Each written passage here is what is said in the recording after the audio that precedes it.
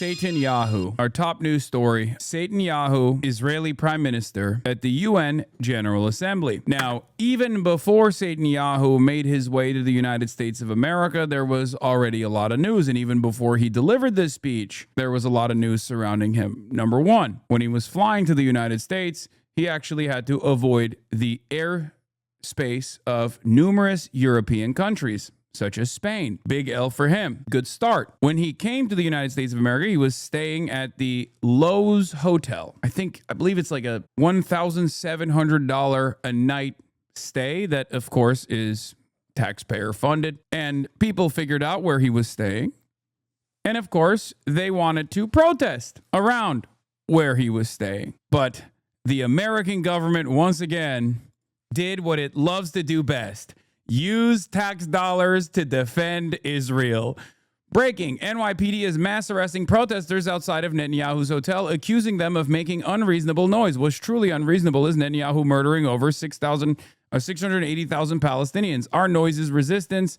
Our noise is justice. New York is on our side, and the cars passing by are honking for Palestine and not letting Netanyahu sleep tonight. This is not the United States of America. It's the United States of Israel. The same shit that's happening in Israel right now. Israel? Not only did they arrest people that were protesting, they also shut off the entire street around the hotel, for the record, which is even more tax dollars being spent. Interesting. But I guess it's just one speed for America, you know? One speed. Netanyahu is more important than you, tax-paying citizens. Your tax dollars go to you to both defend him in the homeland when he's here in the United States of America. Your tax dollars go to fund his lavish hotel stays. Your tax dollars go to him bringing his literal dirty laundry. And then your tax dollars go to the militarized police force of the NYPD, shutting down entire blocks of New York City so that Benjamin Netanyahu can sleep comfortably at night, so he can come out and deliver this dog shit speech. Now, of course, things are changing. Things are changing. What do I mean by this? Well, the United Nations General Assembly and its damn near entirety walked out before the Netanyahu General Assembly address. There was a bunch of stuff that Netanyahu did that was also unique that I'm going to be talking about as well. Before the address started, he ordered the IDF to bring in a bunch of PAs into the Gaza Strip, okay? He brought in a bunch of PAs into the Gaza Strip so that, I guess, the Palestinians could hear his wonderful speech. There were reports of the Israeli government intercepting the phones of Palestinians and blasting his speech as well. I can't confirm that one. I don't know, but I can confirm that at least the Palestinians that I talked to in Gaza did not hear the speech at all. For the record, not just reports. Netanyahu confirmed it in the speech. Yeah, he was view-botting. Look at this. Jerusalem, in unprecedented operation, Israeli army takes over mobile phones in Gaza residents to carry Netanyahu's UN speech live. In an unprecedented action, Prime Minister Benjamin Netanyahu, in a live broadcast from the UN building in New York, has announced that the IDF took control over the telephones in Gaza residents and Hamas members, and that his speech is now being broadcast live via their telephones. The Prime Minister appealed to the residents of Gaza and made it clear that the war could end immediately upon the return of the hostages, the disarming of Hamas, and the demilitarization of the Strip. We still act as though this is not a concentration camp that Israel has complete control over, by the way. So stupid. So unimaginably stupid. They didn't take them over. They sent an SMS to tune into him with a URL. Oh, okay. Regardless, the fact that they have the phone numbers of every single person with a phone, cartoonishly evil shit. Despite the loudspeaker operation, so far residents in Gaza complain in Telegram groups that they hear nothing from Netanyahu's speech, which is supposed to be broadcast on loudspeakers deployed by the IDF. This was really funny. And I did check with people in Gaza, and they also confirmed to me that they could not hear the speech. You know, their ears were spared. He was mudded. Yet another spectacular L for the Israeli occupational force. Yet another spectacular L for the diaper brigades, piss reel, whatever you want to call it. Now, the speech is long, it's convoluted, and it's more so about flexing. Again, Netanyahu bragging about hijacking cell phones in Gaza to force the Palestinians. He's starving to hear a speech that half the United Nations walked out on. What more can you say, says Prem Tucker. Correct. This is yet another instance of Israel looking to the Nazi regime and what the Nazis historically did to the Jews and saying, well, that seems like a great idea. We should do that in our own Holocaust. The photo, this is from Rami Abdul from Euromed HR. Human rights. The photo shows Israeli army trucks with loudspeakers broadcasting Netanyahu's speech to displace Gaza residents. Where did the Israeli army get this idea? From the Nazi German army, which spread Hitler's propaganda in concentration camps. I swear to God, it is literally 1-to-1, dude. The only exception is that there is just not a gas chamber. That's it. Like, it is the same kind of mechanized death taking place inside of a ghetto, a ghettoized population, a concentration camp. Yes, yet they're being starved to death. They're being bombed into oblivion. It is a 1-to-1.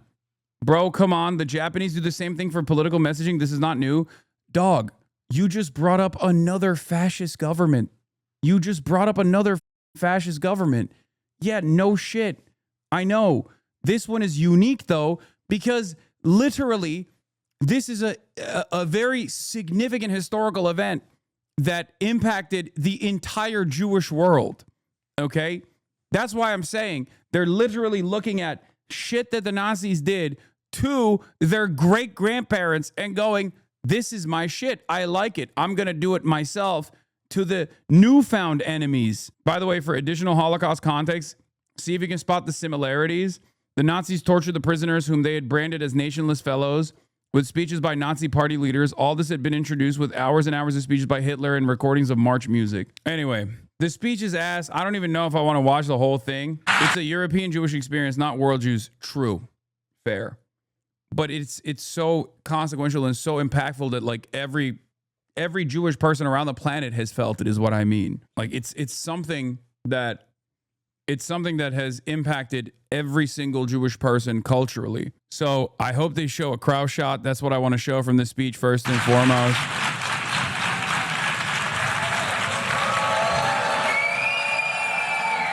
Please, order in the hall. Please, order in the hall.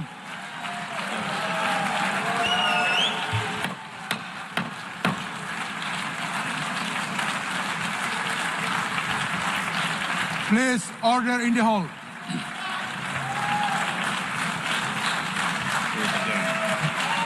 Cucks. Please, order. Danny Danon, please clap. What are you doing? You are Hamas. You are Hamas. All of you. You are all Hamas. I am Danny Danon. Why are you leaving? No politic here. No politic. Israel number one.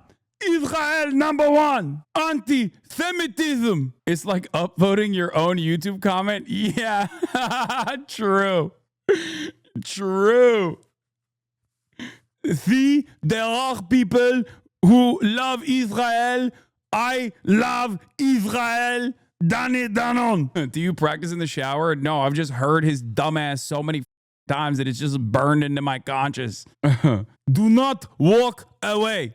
In the hall. You are walking away anti-Semitically. You are all Hamas.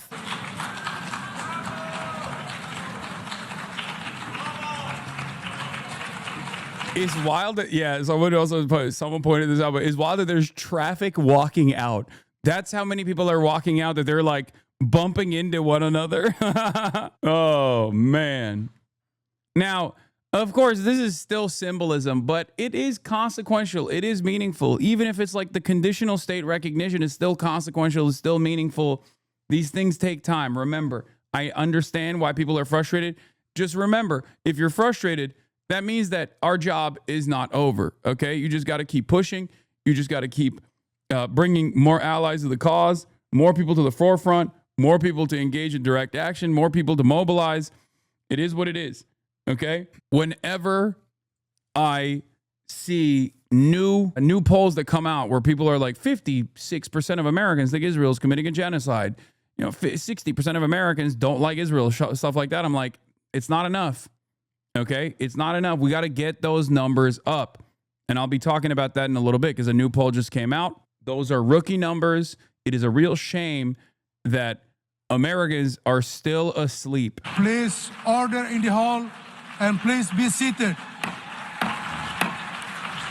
Why didn't the UN arrest him?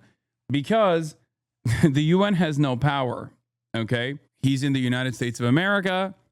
He's in New York. And he's Trump's daddy. So that shit's not happening. Okay, it's like asking, why did the UN not arrest Donald Trump?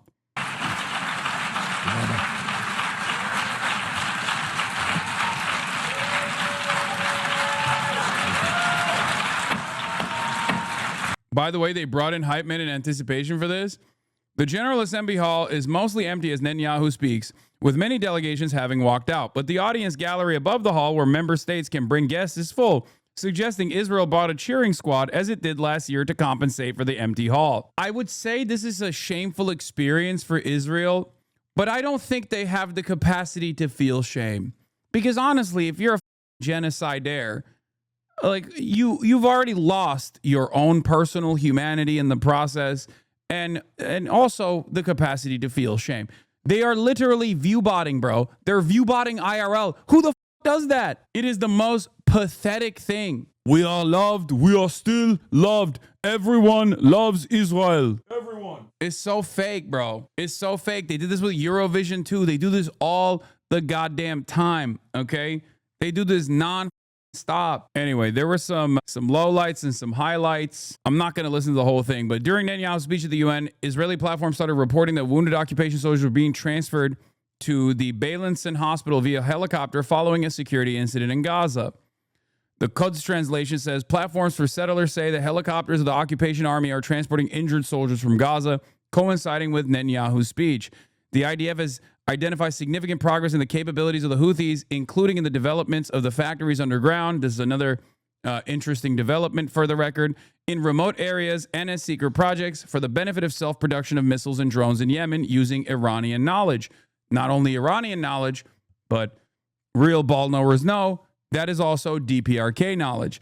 DPRK knowledge of tunnel systems were handed off to the Iranian government, which is now using that same knowledge for the Ansar Allah movement in Yemen. Efforts to reach a security pact between Syria and Israel have hit a last-minute snag over Israel's demands that it be allowed to open a humanitarian corridor to Syria's southern province of Suwaida. Four sources familiar with the talk said to Reuters. And despite the loudspeaker operation so far, residents in Gaza complain in Telegram groups that they hear nothing from Netanyahu's speech, which is supposed to be broadcast on loudspeakers deployed by the IDF. He says, I've been following all of Netanyahu's speeches in international forums for 2 decades. I don't recall a worse and more failed speech than this, even in terms of his stuttering and lack of fluency in delivery. This is from Channel 12. He brought a bunch of the idiotic and racist placards, as you are familiar with. Also, in preparation for his speech at the UN, the Prime Minister's office launched an unprecedented propaganda campaign in New York, before I forget to mention that as well, with dozens of billboards and trucks around the UN building and in Times Square bearing the message, remember October 7, okay? That was their big push. That was their big push. They were like, remember October 7, October 7. They had the trucks lining up. All over New York City being like, remember October 7, which I don't think people are going to be thinking about that right now. So they were view-botting with the trucks as well. Yeah, he brought back the curse, showing all of the enemies of Israel. So far, Netanyahu has listed everyone they have killed in the last 2 years, and now he's praising Trump for bombing Iran. UNSC sanctions on Iran must be snapped back. What I ask you to do, hold up your phone, zoom in, and you will too see why we win and why we must win. Of course, he had a QR code on that little button that he had. Well, not little. That large-ass button that he wore, which I guess would beam you propaganda directly to your phone. Do not scan that shit, by the way. I do not want whatever kind of insane phishing operation Israel is doing with that shit. I'm not touching that with a 10-foot pole. And I don't suggest you do either. Netanyahu is now speaking directly to the prisoners of war via the loudspeakers that he set up around Gaza. Nothing interesting, just a PR stunt. Netanyahu is now quizzing the General Assembly. Who shouts death to America? Iran, Hamas, Hezbollah, the Houthis, all of the above. Idiot. So stupid. So desperate. Anyway, and then he turns around and says, who has murdered Americans and Europeans in cold blood?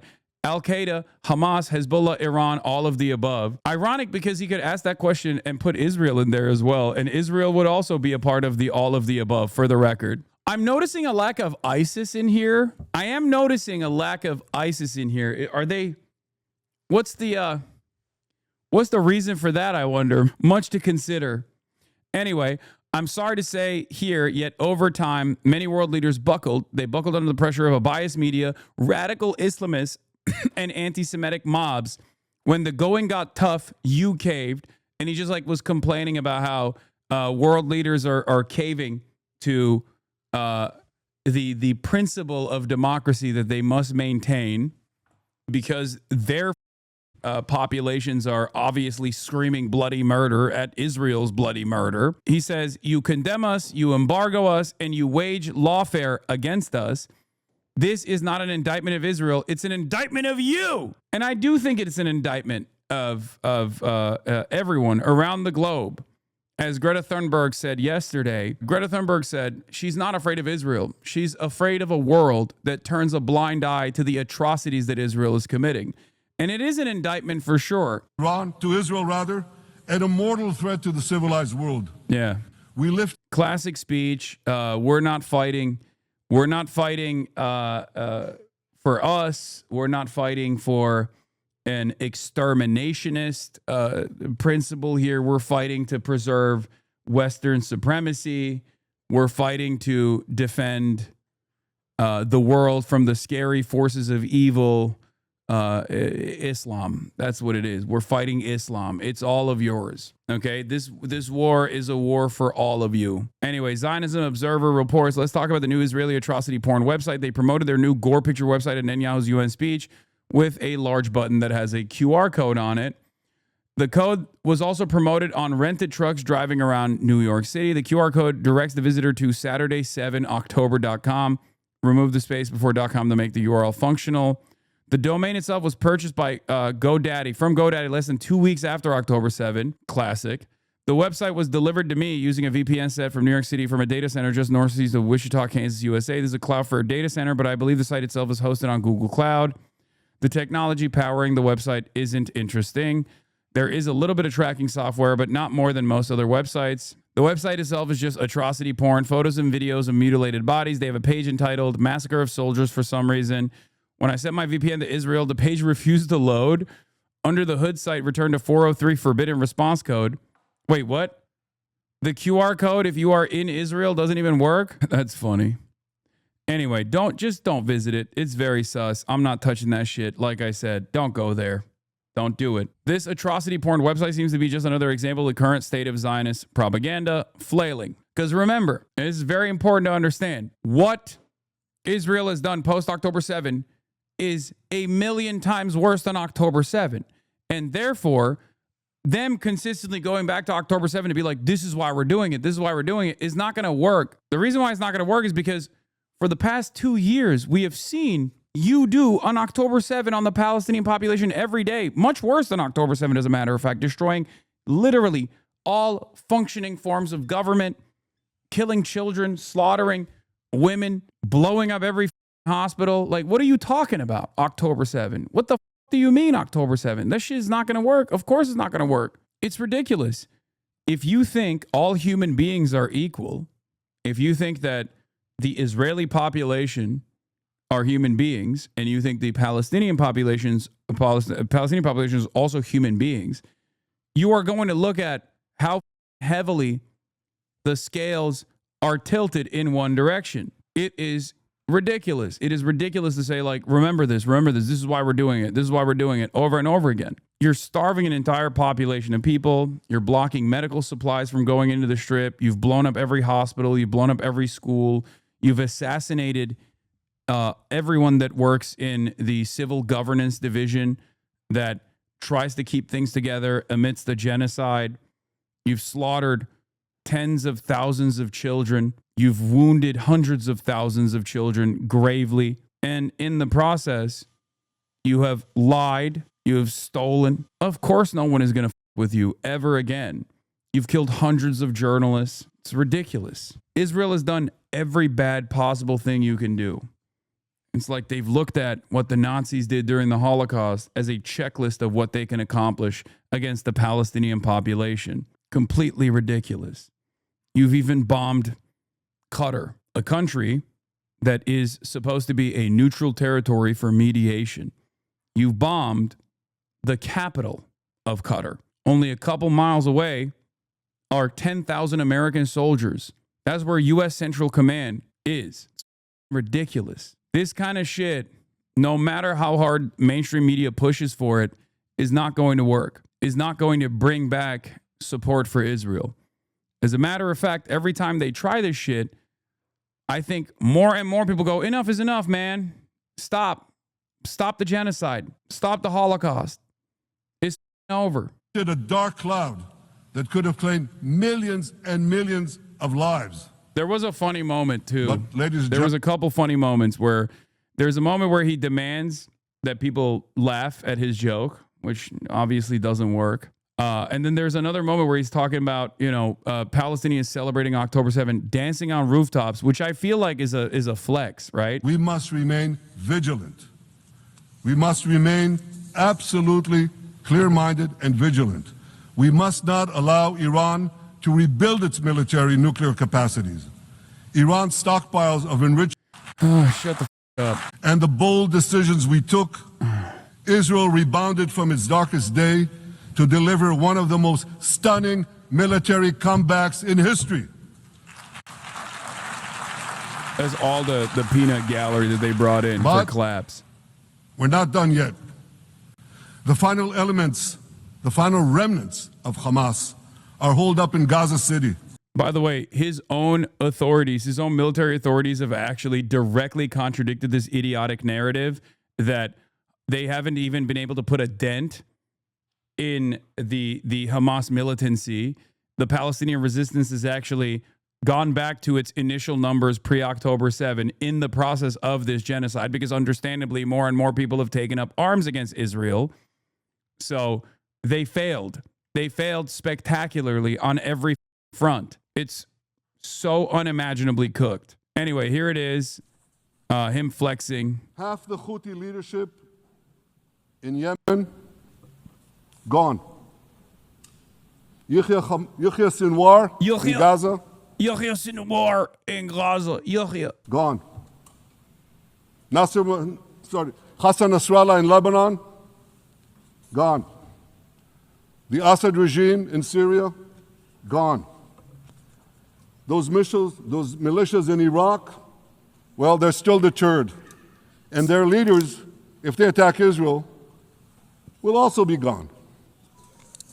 And for Iran's top military commanders and its top atomic bomb scientists, well, they're gone too.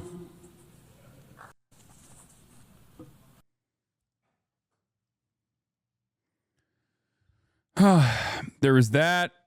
I want to see the... Oh, here it is. This is where he says, Palestinians celebrated the October 7 attacks. This week, the leaders of France, Britain, Australia, Canada, and other countries unconditionally recognized a Palestinian state. They did so after the horrors committed by Hamas on October 7th. Horrors praised on that day by nearly 90% of the Palestinian population. Now, let me say that again. Nearly 90% of Palestinians supported the attack on... Where is this number coming from? And by the way, I wonder why. I know he just pulled that out of his ass, but I'm sure plenty of people did. I wonder why.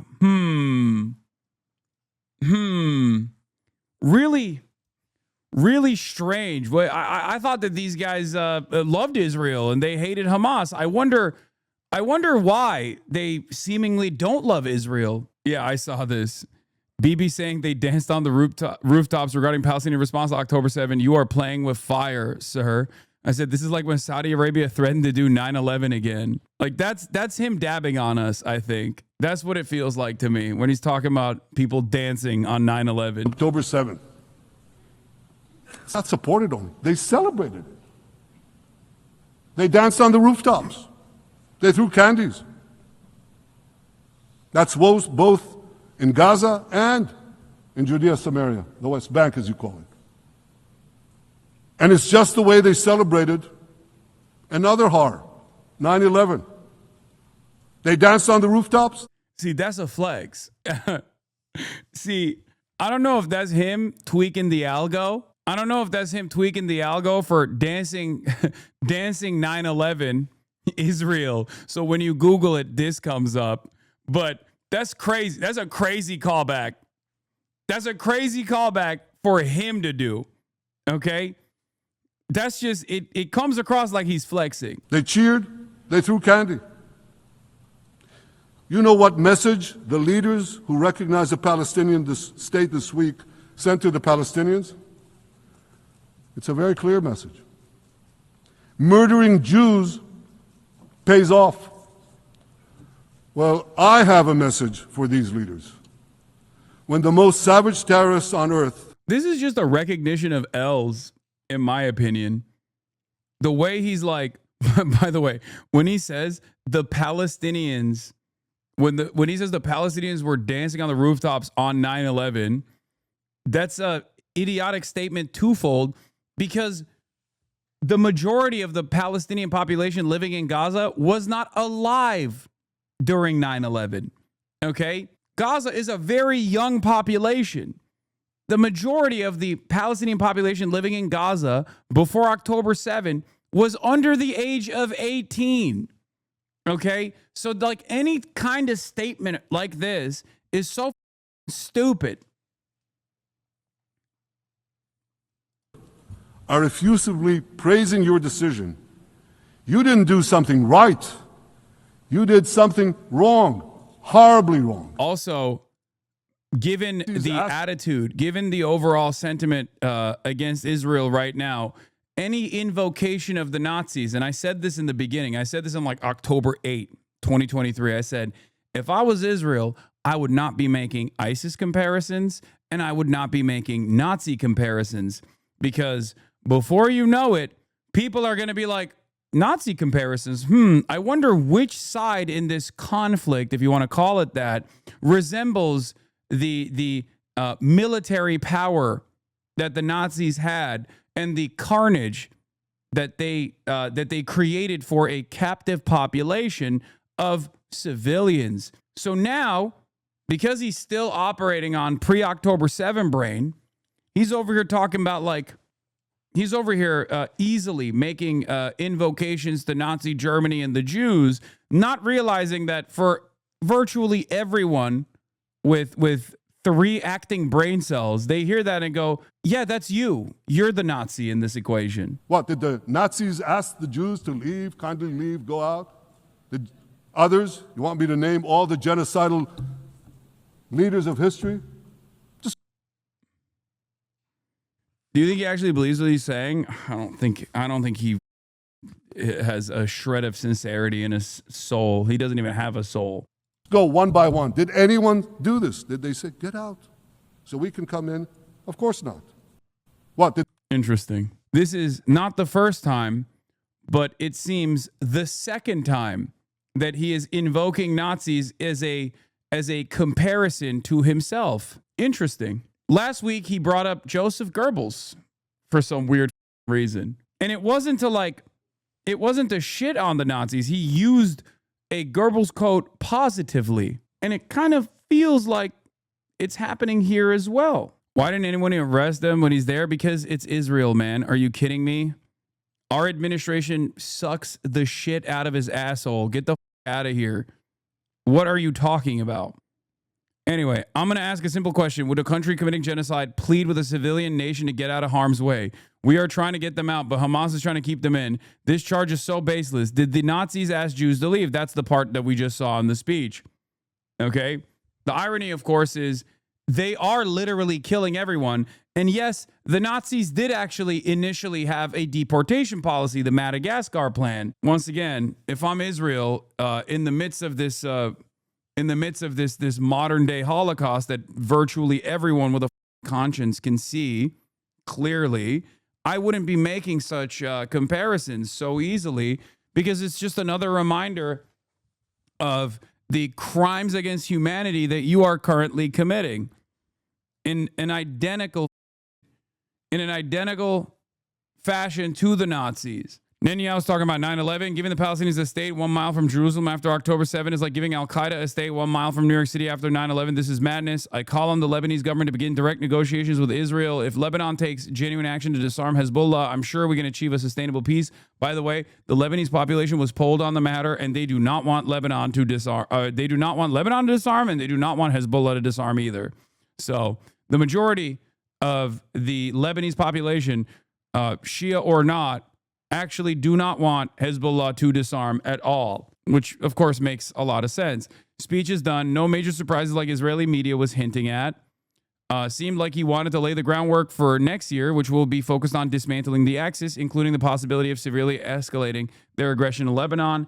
I do personally think that there won't be a next year for Benjamin Netanyahu. I do not think that he will be delivering a speech at the United Nations next year. That's my take. Despite the loudspeaker operation, also that was another failure.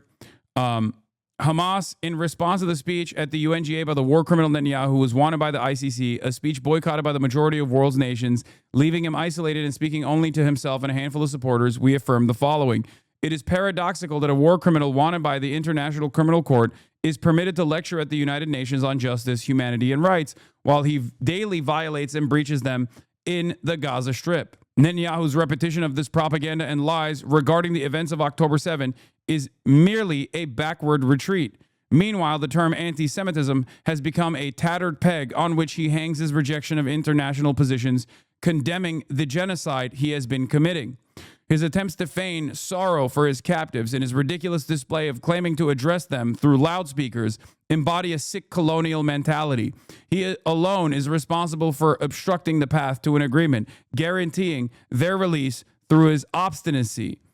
His announcement regarding his aim to control the Gaza Strip and implant a puppet government is pure fantasy that will not be realized, and our Palestinian people, who have always proven their steadfastness and rejection of all forms of subordination, will not allow it. The Hague Group, co-chaired by South Africa and Colombia, there are 34 governments that have agreed on a joint action plan to stop the genocide in Gaza, by the way. Germany says the UN will sanction Iran after fruitless nuclear talks. Germany is looking to widen sanctions beyond snapback measures. The IDF is furious with the prime minister, a senior official has said. The loudspeaker speech over Hamas's head was a serious mistake. The IDF admitted that most of the loudspeakers were taken from IDF bases, whose daily role is to alert soldiers to red alarms.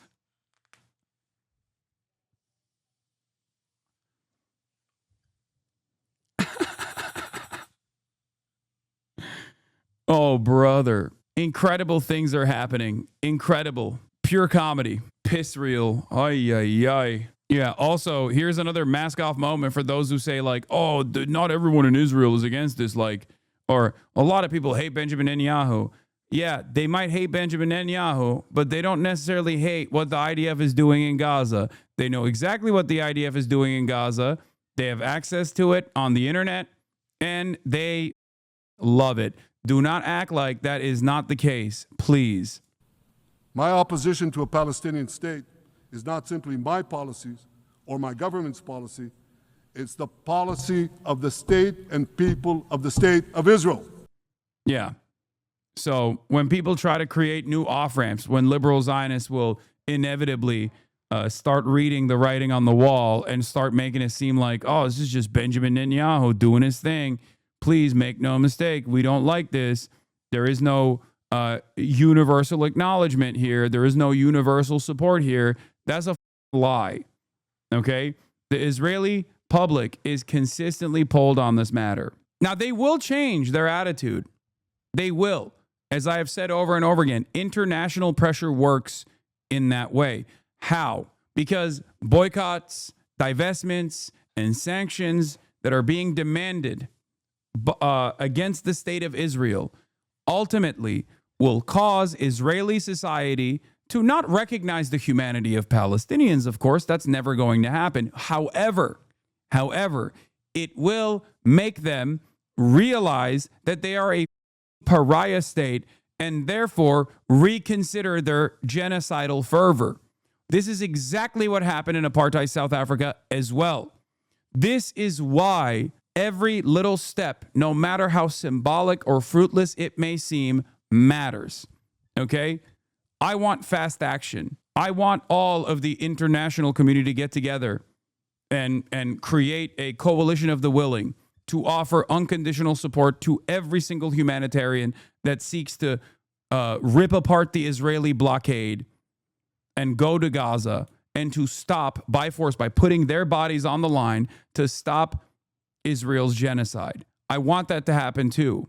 But I understand in the absence of that,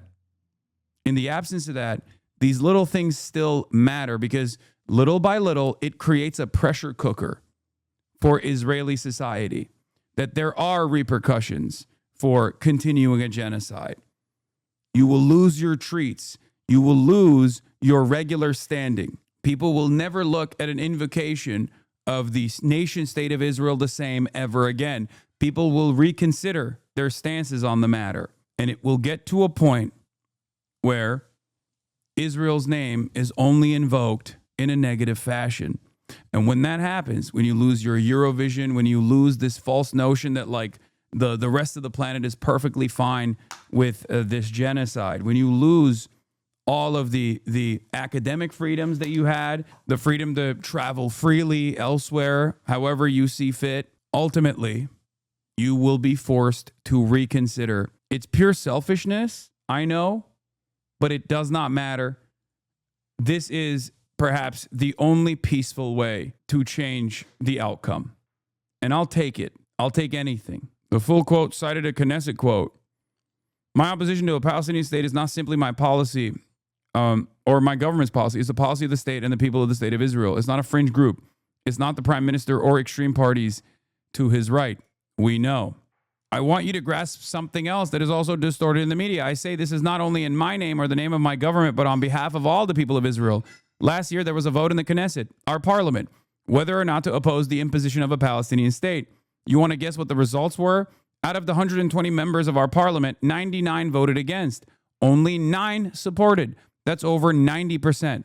It's not a fringe group. It's not the prime minister who is extreme or is held hostage by extreme parties to his right. So this is him hearing the liberal Zionist defenses. This is him being like, Bernie Sanders, f you. Do you understand? This is him directly shooting a shot at everyone that tries to design a liberal Zionist off-ramp for the day after.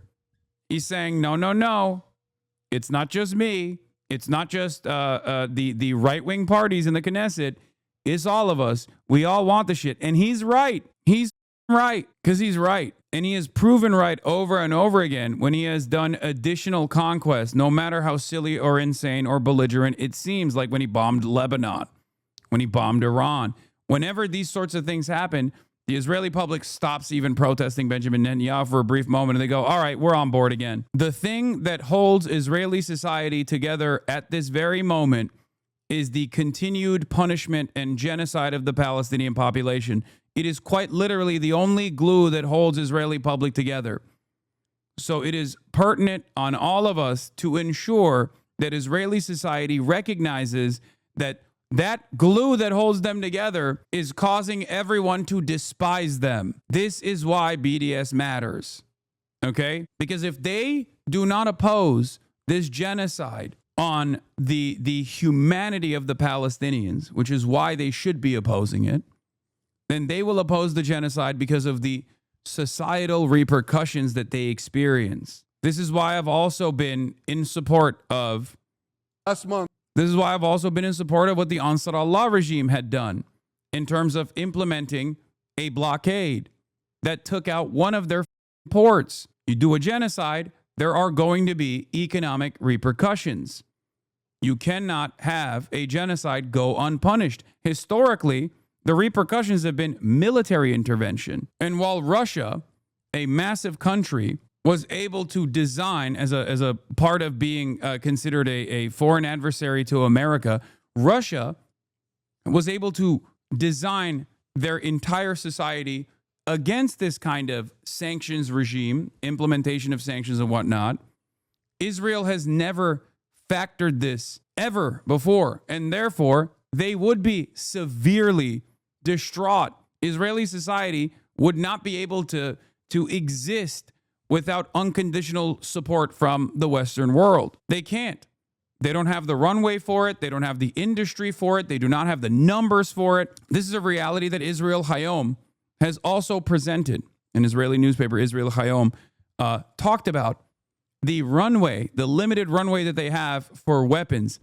Slowly but surely, little by little, the embargoes that are coming in from Western nations, with the exception of the United States of America, of course, but slowly but surely, these embargoes are actually hurting Israel's continued efforts to maintain this genocide. I've been saying this since day one, and all of these dumbass naysayers kept repeating over and over again, Israel's a sovereign nation. They'll get the weapons from elsewhere. I hope that they get banned from everything. Okay? I hope they get banned from everything. They deserve to get banned from everything far before October 7, for the record. What a deep shame for the entire world that it only took a straightforward Holocaust for them to open up their eyes to the evil doings of Israel and the United States. Israel is facing a growing cultural boycott over its genocide against an assault on Gaza. European football body UEFA is reportedly set to vote on a measure to ban Israel from competing, potentially impacting the team's qualification matches for the FIFA World Cup, while participating countries in the Eurovision Song Contest are set to vote on whether to expel Israel from the 2026 event. They should. They should have done so already. That's why it's hard for me to look at like even the symbolic conditional state recognition from European nation states as anything but a step in the positive direction. On the one hand, I understand it's ridiculous.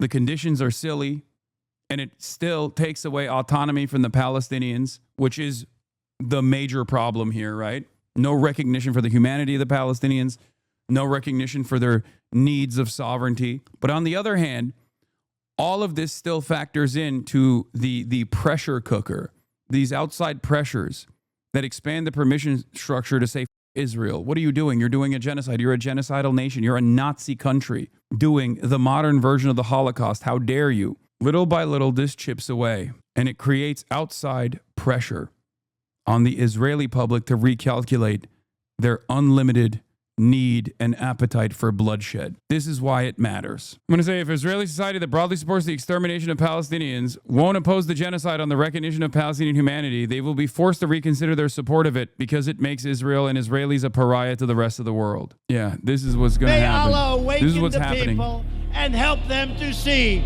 the evil doings of Israel and the United States. EU is Israel's largest trading partner, by the way. Israel is not Russia. It can't have a self-sufficient economy. EU could squeeze Israel and end the war without a problem. Italy's USB union will host trade unionists from ports in Spain, France, Greece, Cyprus, Morocco, and Germany to hammer out a joint strategy, by the way. They're cooked. I'm telling you right now, they are so cooked. Because remember, how many times have I said this over the course of the past 23 months? Today is the day that Israel will be its most popular around the globe. Tomorrow, it will be less popular than it is today. And if Israel's reputation is in the dirt today, what makes you think it's going to turn around tomorrow? It will not. That's why I kept repeating, you must keep pushing. You must keep pushing. You do not have to concede on this. That's why I stuck my head down and I said, we ball. We're going to keep going. We're going to keep pushing. We're going to keep protesting. We're going to keep showing up. And eventually, through that stubbornness, We will cause others who have turned a blind eye to this atrocity to change their perspective and to join the cause as well.